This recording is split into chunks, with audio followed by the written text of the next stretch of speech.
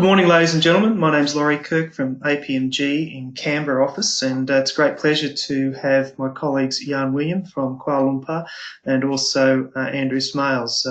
So Andrew, I'm going to hand over to you to introduce Jan William and the webinar. Thank you. Okay, thanks, Laurie. So I'm Andrew Smales, I'm the President of DAMA Australia. Welcome to another of DAMA Australia's Grand Designs and Data Management webinars. The name people might have recognised because we borrowed it from the TV show, which is about, ordinary families risking all to experiment with architecture, technology, and their lifestyle. Implementing enterprise data management capability is not too dissimilar in process and outcome. Every organisation has a vision and the outcomes they're wanting, and like home, successful implementations are the ones that create greater emphasis on upfront design, architecture, and planning. Today, within data management, there's been a strong emphasis on technology, with skills and processes largely being overlooked. In the past couple of years, DAMA's data management body of knowledge and CDMP certification has been growing in acceptance. However, there hasn't been a uniform and vendor-neutral standard for big data proficiency in enterprise organizations. I would like to welcome Jan Willem Middelburg as Regional Director of Pink Elephant, a premier global training, consulting and conference service provider based in Kuala Lumpur. Jan will be talking about the new enterprise big data certification, how it provides a strong foundation of the fundamental concepts and theories of big data technologies and tools. So over to you, Jan William. Thank you. Thank you so much, Andrew, and thank you, Laurie, as well, for the kind introduction. I'm going to be presenting today, and what we're going to be doing in this webinar is give you an overview of what the Enterprise Big Data Professional certification looks like, why it was developed, what the key and main features are, and afterwards I'll also dive a little bit with you into the content of how the actual model works and what are key elements that you will learn during any course in this area. But before we start, let me say that I'm very, very pleased that of this collaboration between Pink, DAMA, and APMG. Now you also have a picture to the names. And we're really happy that we can co-host this webinar all together to present a little bit more about big data and what its impact is for the global economy. What you should know after this particular session, well, first of all, of course, you should be aware of what enterprise big data means, and especially what its implications are to organizations all across the globe. It's not going to be an overview only. In the second part of this webinar, I will take a little bit of a deep dive into the actual content. So I'll spend around 10 to 15 minutes on the key and core elements of the framework and what are capabilities that every person and every organization that is serious about big data should have in order to progress to the next level. So that's the majority of the part of the webinar. Afterwards, I'll also explain to you how you get access to the official course materials and how you can take the APMG examination afterwards. So without further ado, just let's get started. In this first section, I'd like to quickly give you an overview of why this big data certification courses were developed and why this scheme has come to light. And it kind of all began with an article that was published in a Harvard Business Review, and that labeled the data scientist the sexiest job of the 21st century. So this was in 2012, so already quite some years ago. But this article kind of sparked a whole debate and a whole lot of discussion of, well, if that is the job that everybody is going for in the future, and there's so many organizations that are hiring data scientists at this moment, what kind of skills and what kind of capability should a person that wants to be in this role, should he or she possess? And basically that is, I think, one of the key drivers of this program. And if you look at the graph on the right, which shows you the interest over time in terms of what people are looking for on the internet. This is a tool from Google. Here you can see the rapid growth in terms of the people that are actively looking for big data courses. So you see it has grown very, very rapidly, almost from the moment that this article came out, which was in 2012, all the way up to today. So the interest is really, really growing in the last couple of years, and I think it's an unprecedented growth in terms of the speed with which this has come to light. That's the positive side, but if you look at the other way of big data, and you do a quick search on the internet, you're also going to find that there's lots and lots of organizations that are aware that they want to do something with big data, but they are unsure how to do it and how they can realize a feasible return on investment. So a lot of surveys that have been done by consulting organizations now show that starting with big data is not a guarantee for success. There's a whole lot of elements that need to be taken into account. And if you look at the survey, which you see on the right, and you see what the impact is for investments on big data, you still see that a lot of organizations are really, really struggling to make these results feasible and make their projects successful. So what we did is kind of that we took these two developments and dived a little bit deeper into that. On the one hand, there's a tremendous amount of interest in big data. On the other hand, there's also lots of organizations that are really, really struggling to make this successful. And basically, these two developments were the foundation of why we started this program and why this program has come to market in the last year. The big data framework was created because we saw a couple of developments that were happening in the organizations. It's all very nice to say that organization needs to put up a big data team, hire data scientists, get some fancy data analysis tools. But what we really found when we explored this a little bit further is that there's a big gap in terms of the skills and knowledge that people actually need to work with big data projects on a day-to-day basis. So although the interest is very, very large, there's a big skills gap that needs to be filled.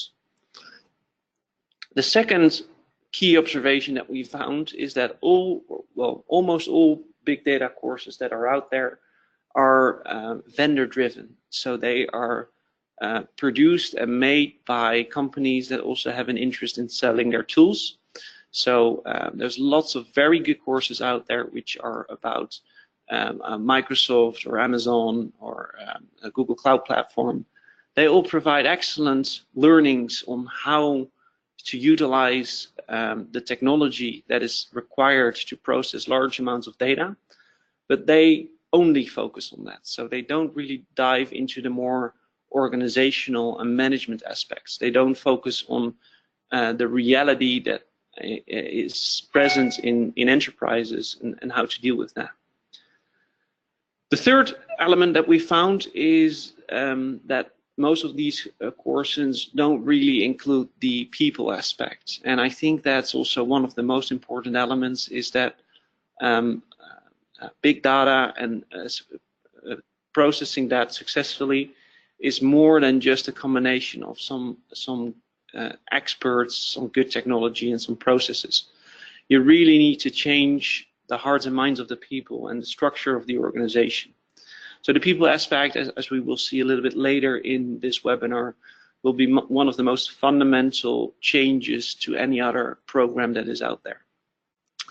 And last but not least, we found that there's not a one uniformly recognized type of certification that is applicable both in Australia, in the US, and in Europe.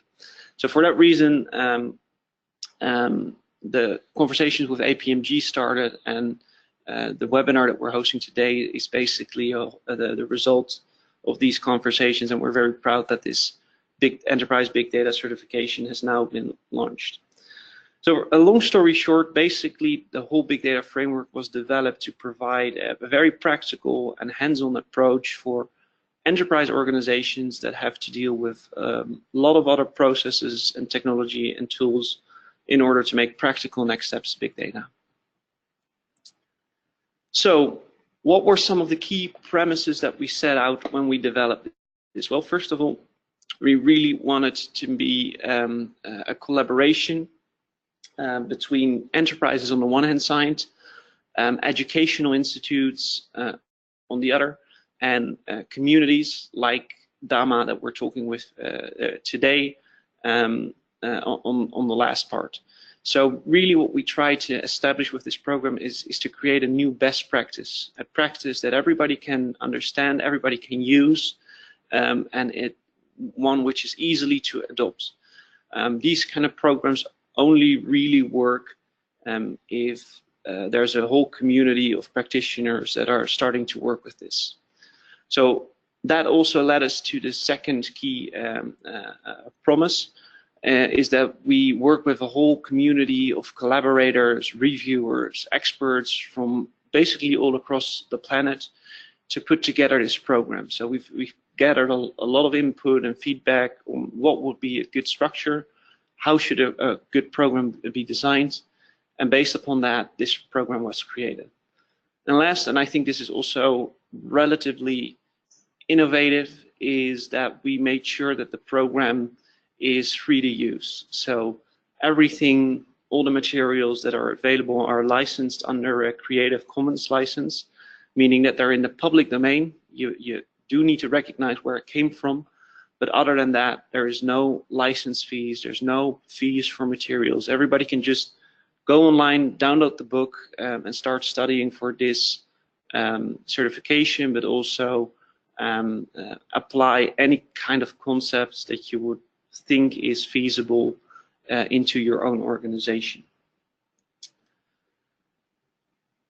Who did we develop this program for? So what you see on the next slide is some of the people that are interested in these kinds of certifications and are also the main target audience.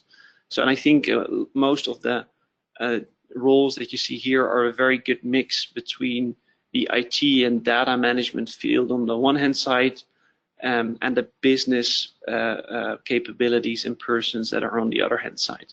And I really think that that is what this program does, and what it is aimed for is really building that bridge between business and IT in order to gain that competitive advantage through data.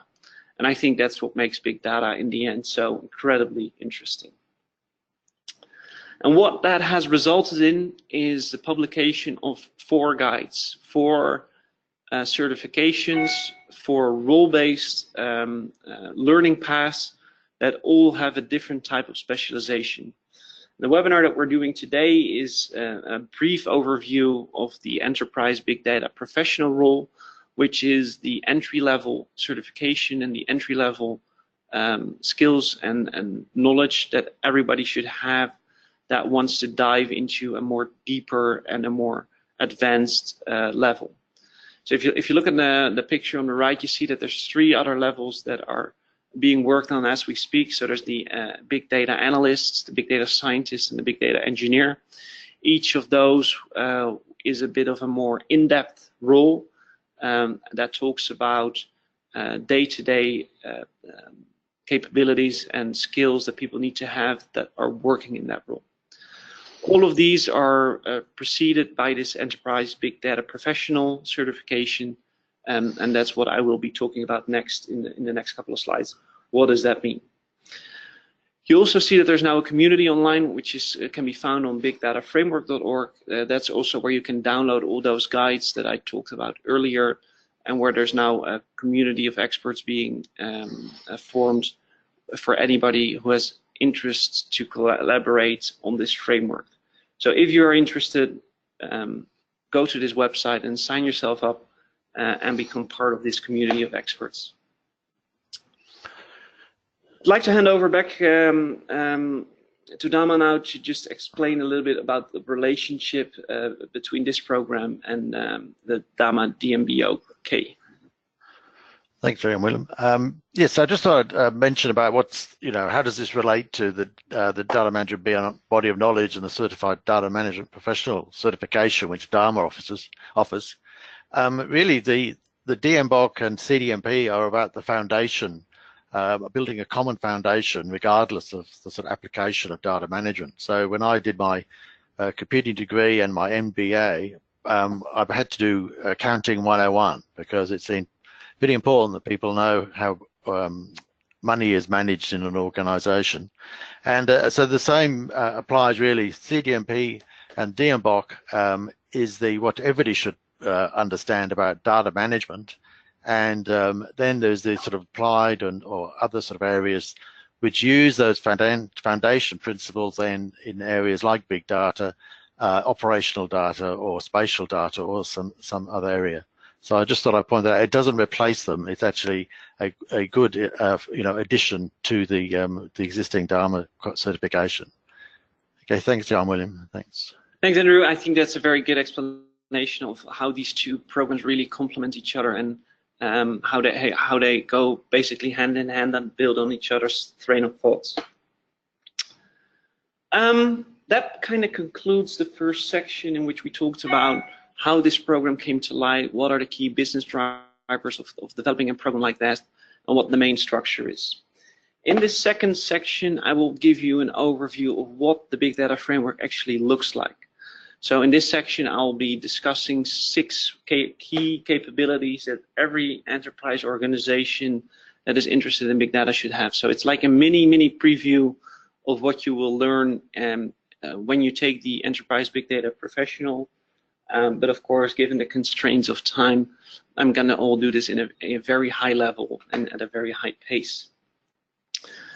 So the Big Data Framework and the central model that has been developed based upon the input that we collected through all of the world is that in order to be successful as an enterprise organization in big data, there is 6 key or core capabilities, as we've labeled them, of things that an organization should have in place and things that people that are practicing big data should know about in order to become successful. And these 6 capabilities have been depicted in the model that you see on the slide here. And what I will do in the next section is I will very briefly walk through them.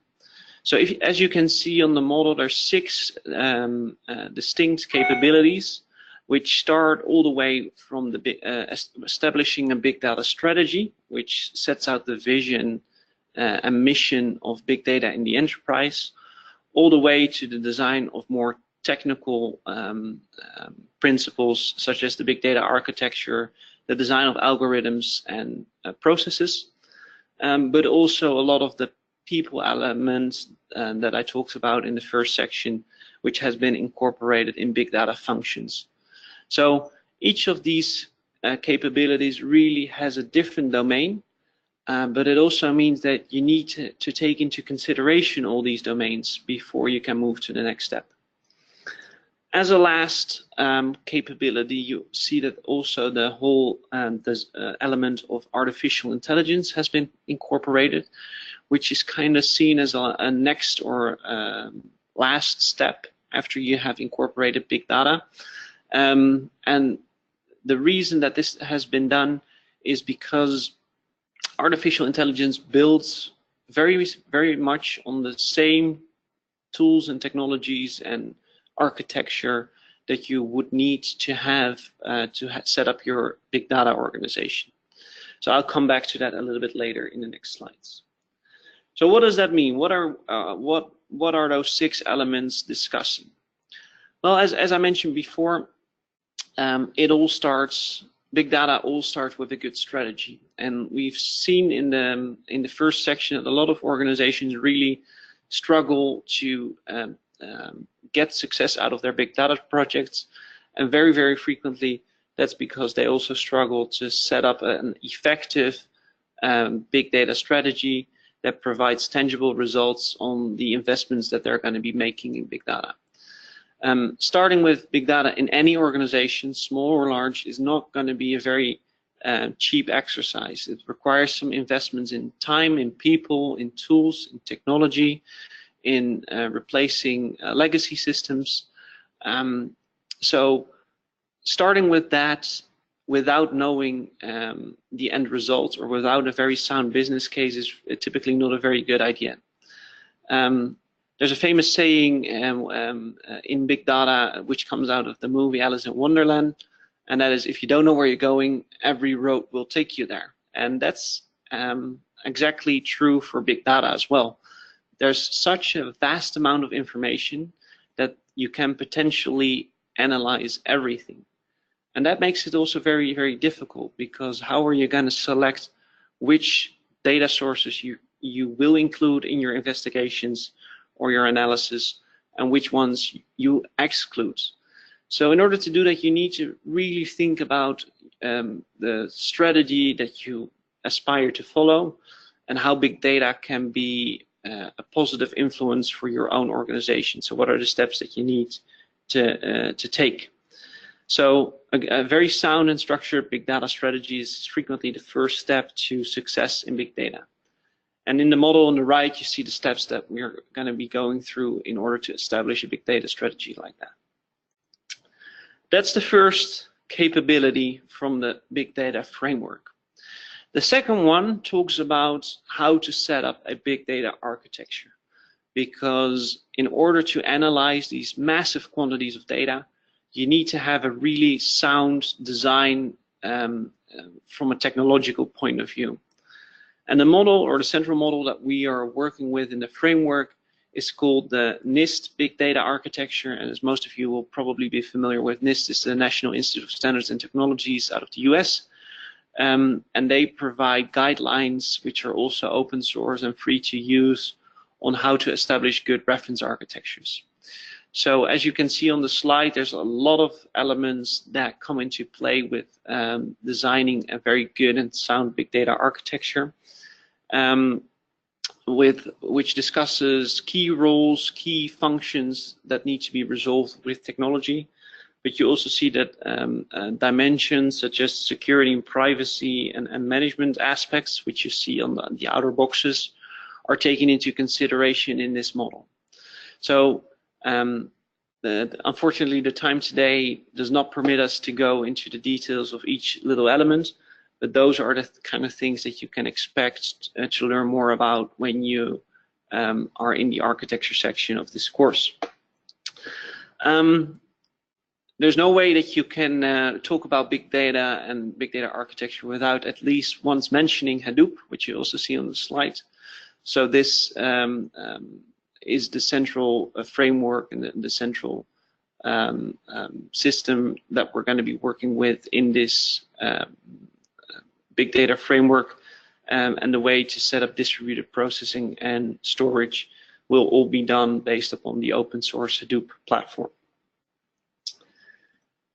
So now that we've discussed strategy and we've discussed architecture, we're going to get to everybody's favorite subject, and that is the subject of algorithm and statistics. So in the end, number crunching and analyzing large amounts of data is always going to be based on statistical operations and algorithms that need to be run against the massive quantities of data.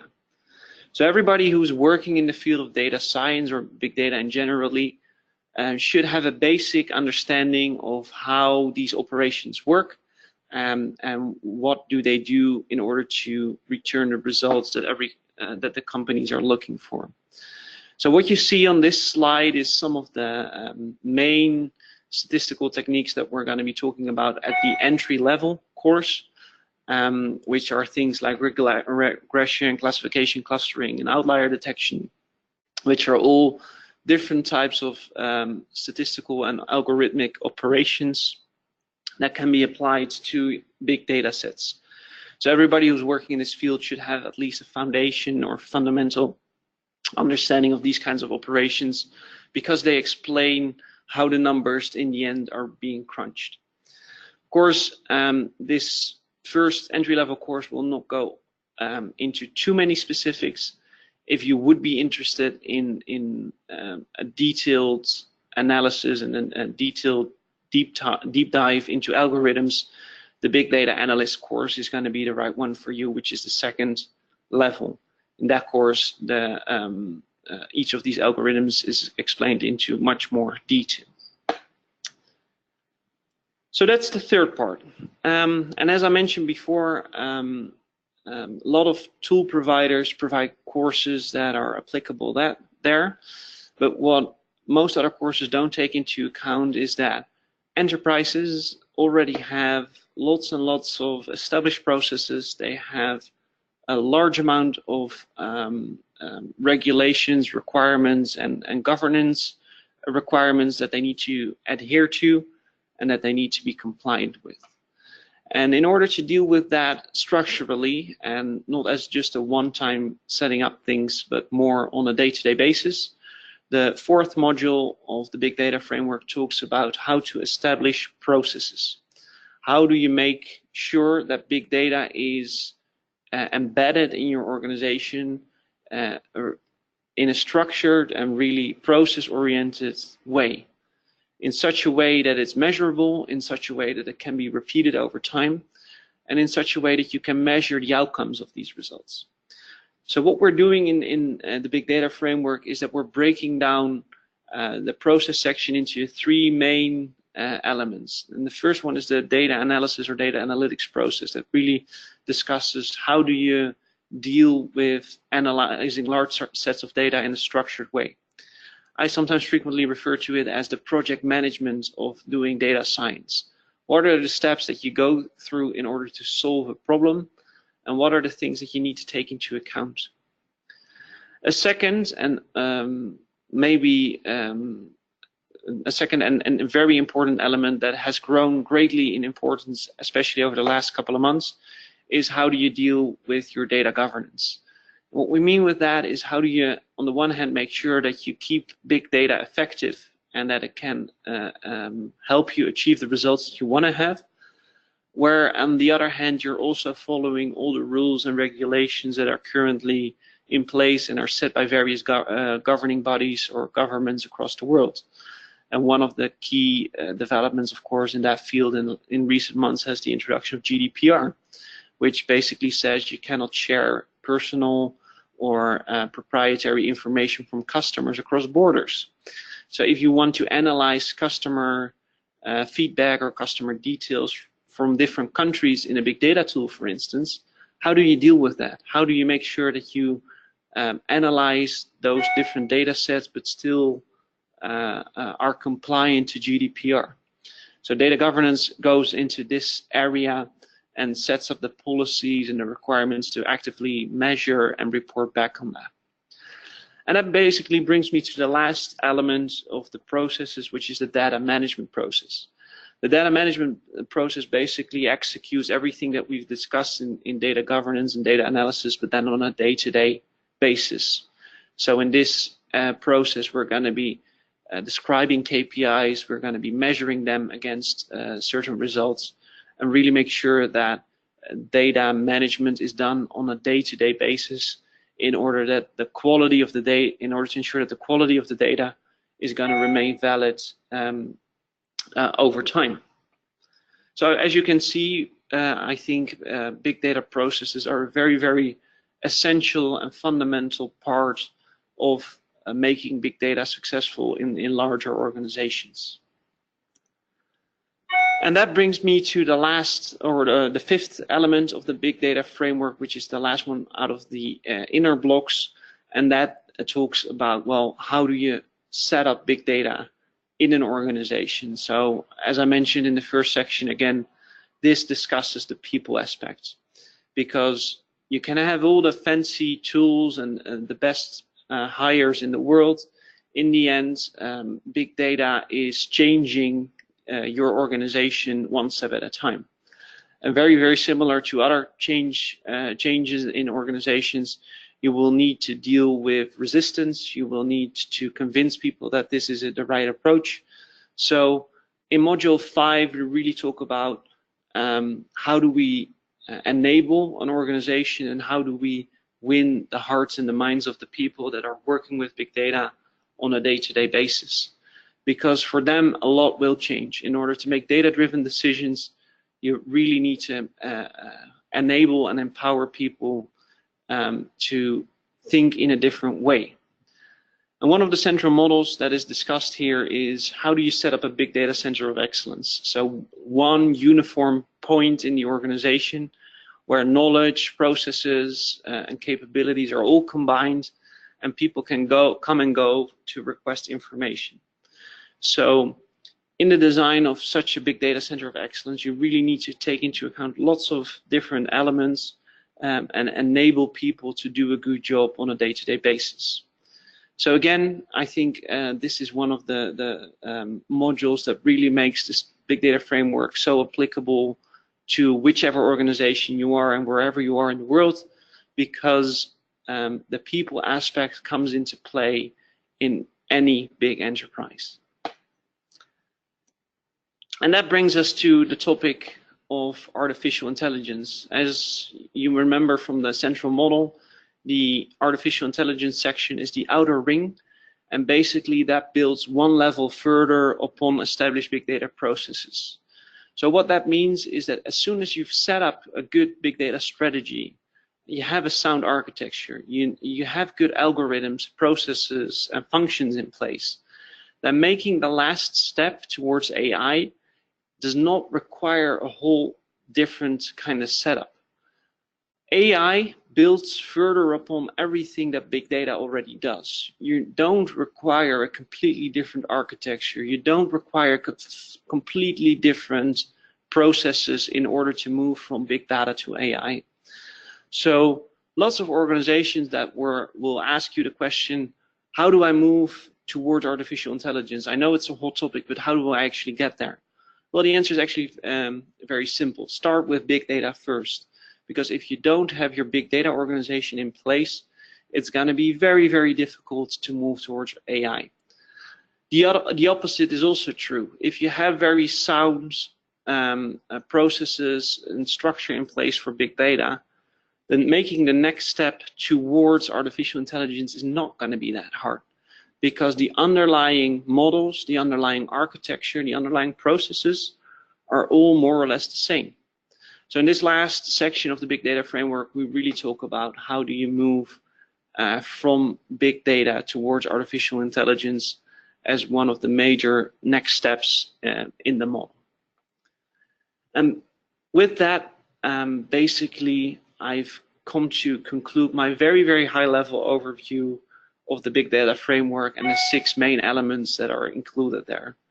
So as a short recap, you see that we've started with discussing strategy, which is the block that you see right in the middle, and then moved from the right all the way to the bottom to the left. So we talked about setting up an architecture first, discussing algorithms afterwards, setting up your processes and functions, and how in the end, if you have all that in place, you can make the next steps towards artificial intelligence.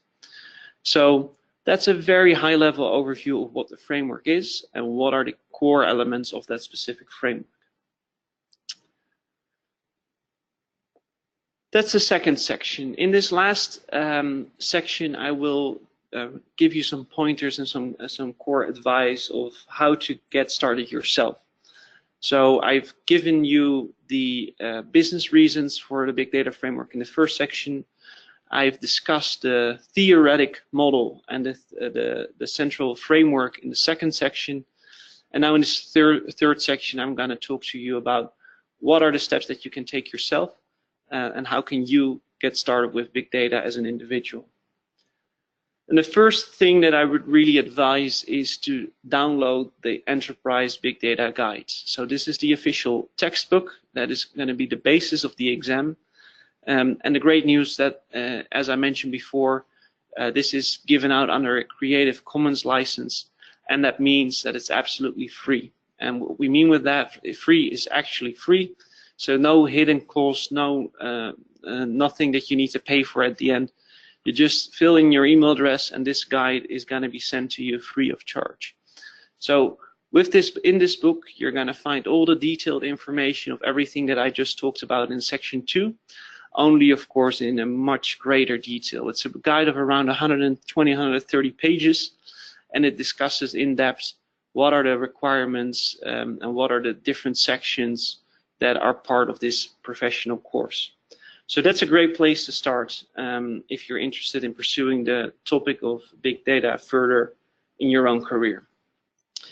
The second step that, of course, I would highly recommend is take the certification courses, and you can do that with a provider. You can also do that under self-study and just take the exam online, because I think these 4 certifications really are growing to become the industry standards very, very rapidly. Ever since the launch, we've certified a couple of hundred people in diverse areas.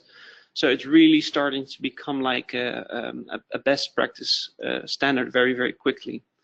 So of course, start with the Enterprise Big Data Professional certification, and then decide which of the other modules might be applicable depending on your interest. If you're more interested in engineering or in infrastructure, then go for the engineering course. If you're more interested in how to design and develop algorithms, the scientist course would be good for you.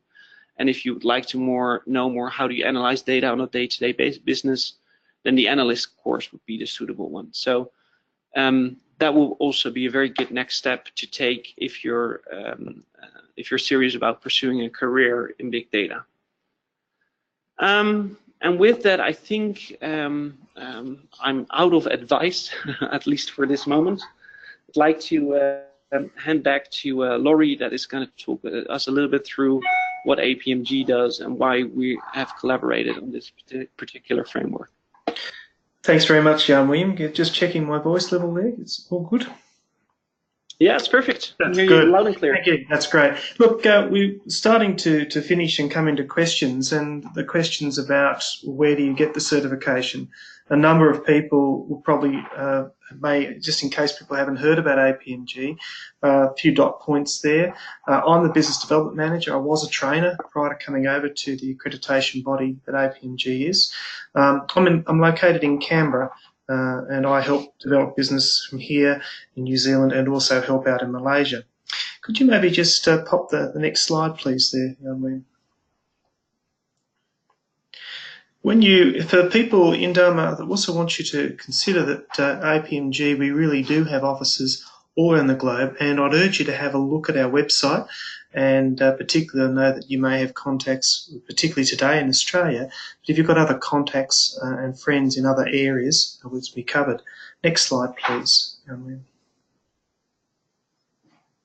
That's it. If you, we will be sending you a PDF of the slide pack, and this is today, as well as the recording. But already you can go onto our website. If you just probably Google the word certification, big data, APMG, you should come up with a page that looks a little bit like this. And on there, one of the things you can start to look at, right there, Jan-William, there's more information that's usually added on useful links and documentation as we go through.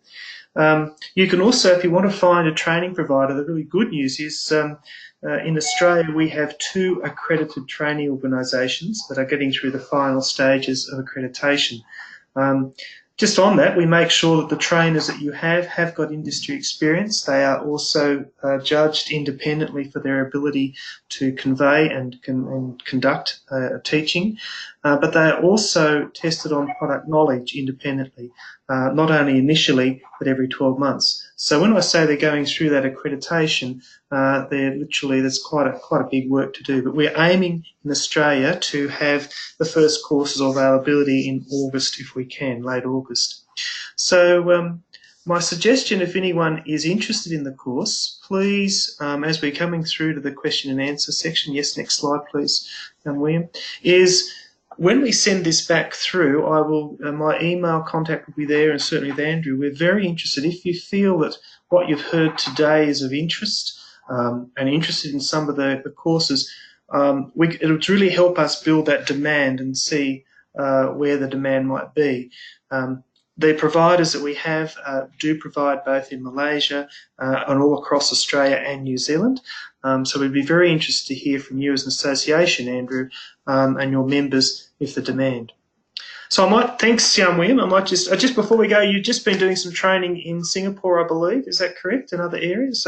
Yeah. So the the courses have already been picked up by the Singapore government and some major oil and gas companies in Kuala Lumpur, Malaysia. Right.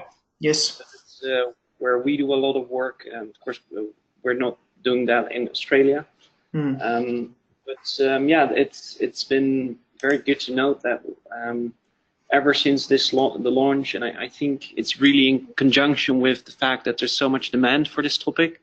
We've been, teaching these courses on a day-to-day basis. Yeah, look, it's been a very good question. Thank you, person that's just put in, do DAMA members get any discounts on the examination? You've probably been reading our minds, person who wrote that in, because we will be looking at what we can offer through the training provider or through SSS. So we're currently starting this off, and we'll be working with Andrew on that. Any other questions? I'll hand over to Jan William to moderate that, or to Andrew to moderate that. Any questions that people have, please put through the chat function. Do you have any questions in the meantime, Andrew, that you had? No, not really. That was somebody stolen my question I was thinking of. Right. So it's interesting that in Singapore and Malaysia it's picked up already.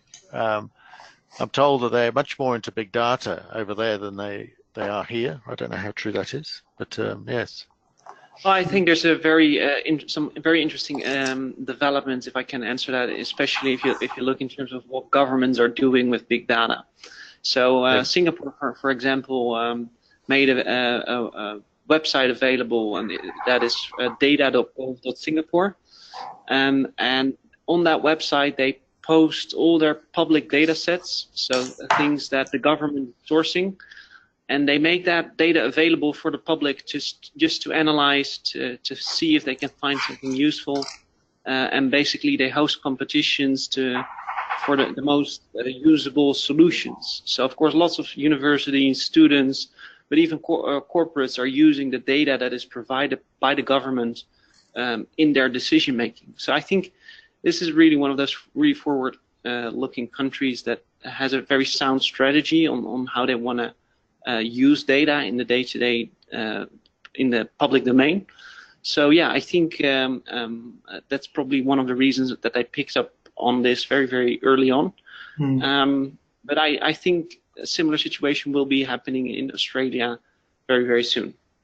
That's good. We've got in response to that, thank you very much, Silva, who's just written in there, we do have an open data portal, data.act.gov.au. So, some of the precedents, if you're talking to in your workplace or people know, there's some precedents where this is being used in Singapore that we can build from. 3 or 4 other slides there. Do you have any AI-specific framework that can be built on top of this big data framework? Thank you, Asta. Do you have any AI-specific framework? No, there's not an AI-specific framework at this moment. So in this framework, we talk about artificial intelligence as an extension of big data, and we use something which we call cognitive analytics as the main extension of big data in that regards. It's not a separate framework yet, but of course, depending on how much interest we get and how many people think there's a requirement for a framework in AI as well, that's always something that we can consider. So I would very strongly urge the person that asked this question to drop us an email and explain a bit why this requirement, why you think there would be a requirement for this, and if this is something that we can work on towards the future. Because after a big data framework, of course, it would be very logical to also think about how to make an AI framework. Yes, no, that's good. And I think if everyone's got Andrew, would you mind if we could emails come through you, because that might be, there might be more than one sort of question. Okay, that's great. Yeah, that's fine. A couple other questions. Are the slides going to be made available? Absolutely, Simon. They will be. The slides will be kept separate, and then we'll have the recording session for you to download. That'll probably, the recording session, give us a day or so to get that loaded up on the DAMA website, I believe, Andrew. That's where you were looking, web page? Yes. Okay. I'll send out the link. Yep. Fantastic. Scott, thanks very much for this question. One for you, William, is when will the EBDA, EBDS and EBDE be available? The EBDA is planned for September, and the EBDS is planned for December, and the engineering course is planned for March 2018. Fantastic. And 2019. Yeah, 2019. Yeah, sorry. Okay. Yeah, no, not this March. Okay. And just on that, just to confirm, one will have to do the EBDP before doing any of the others? Is it like a succession? Yes. Okay. That's correct. So the EBDP is a prerequisite for any of the other courses. And as I just mentioned, there's a lot of like basic knowledge that is going to be assumed present in the next modules. So things like statistical operations, things like the framework itself, things like the basic principles of the underlying architecture, things like what is Hadoop. All those kind of things are assumed present or assumed known in the follow-up courses. So the second level courses really take a much more of a deep dive, which is why it's been decided that the EBDP course is going to be a mandatory prerequisite before you can take any of the additional courses. Yeah, that's good. I think also everybody listening, a great feature, and we're seeing this emerging more in our courses, where your text reference book is free. You know, the logistics and the carbon footprint of sending, you know, textbooks around the globe is starting to, I think we're finally addressing that. And I think when you're looking at multiple courses, that's starting to reduce the cost of doing that. So it is a good initiative, isn't it, Jan Williams? It's a bit of a trend we're seeing. Absolutely. So just on that, the other thing I would like there's one question that's come in: how do I become a trainer in enterprise big data? Well, it's remiss of me not to say that we certainly have 2 training providers that are getting accredited. But if you are an expert in big data and you like what you see here, please, through Andrew or myself, I'm very easy to contact, have a chat to me, because I know that these 2 providers are always looking for associate trainers. So if you've got particular knowledge of enterprise big data, we can certainly assist you. So, you know, there will be a demand, and if we've got experts in the field, haven't we, William? It's nice to have experts stand up and say, I'd like to become a trainer. Yeah, absolutely. And if I can add on that, because of course it's a very good question, there's also a bit of additional requirements. So one thing I'd like to explain is that in order to become a trainer, you need to get a 10% pass mark above the regular pass mark. So in this case, for the EBDP exam, that means that you need to pass the exam with at least 75%. And you also would need to go through a knowledge interview with APMG. That assesses whether you would be a suitable trainer to teach this profile.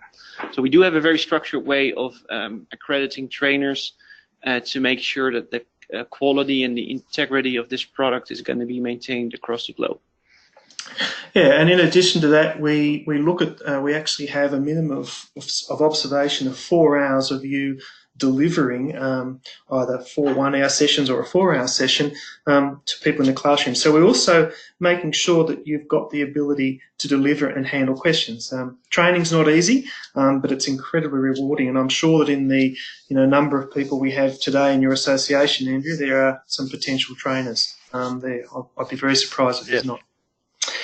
Any other? Sure. Yep. We look like we're going well with time. We haven't. Thank you, everyone, for using the chat function. I think that's worked really well, and we have answered all the questions. Andrew, do you have any other questions before we close? And then last comment, your last comment to Jan William, and then I'll get you to close.